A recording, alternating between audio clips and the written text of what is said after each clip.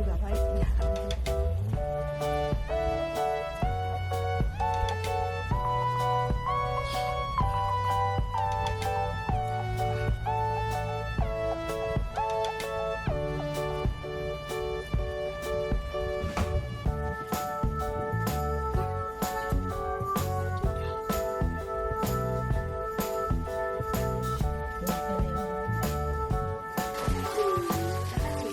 ยืดคอนิดนึงได้แบบนี้ยืดคอเลยยืดคอไม่ใช่หรอกนั่งก้มก้มหน้าก้มหน้าก้มหน้านั่งไม่ถึงเสีย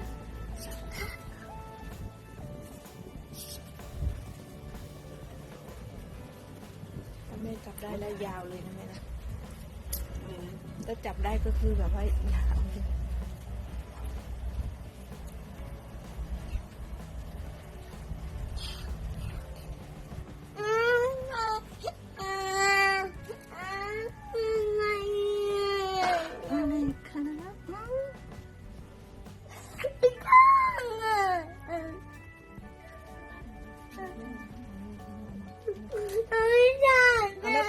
เก็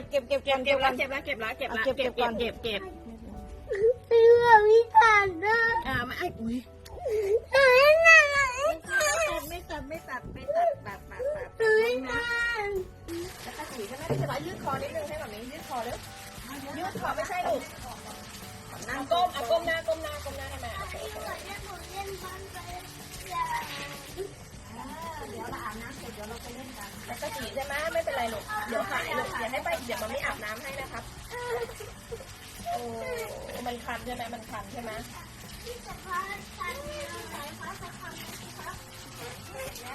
เดี๋ยวหายแล้วลูกเดี๋ยว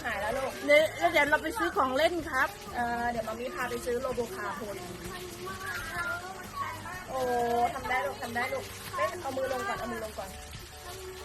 หุ้ยป้ายาเอาลูกโป่งเอาน้ำใส่ลูกโป่งแล้วเดี๋ยวพี่สายฟ้าจะได้ดูด้วยก็แม่บอกแล้วว่าให้ห่อผ้าพี่สายฟ้าแม่อันเนี้ยสำคัญกว่าตรงนี้มันก็สั้นแล้วนะป้าไม่ใช่หมายถึงอีมันไม่เท่ากันอีเป็นไรไงสั้นความยาวก็มันยังไม่เนี่ยมันทำได้ยังไงอ่ะนั่นไหนตรงนั้นแหละตรงเนี้ยเข้าใจไหมพูดได้มันง่ายพี่สายฟ้าครับอยากอมผ้า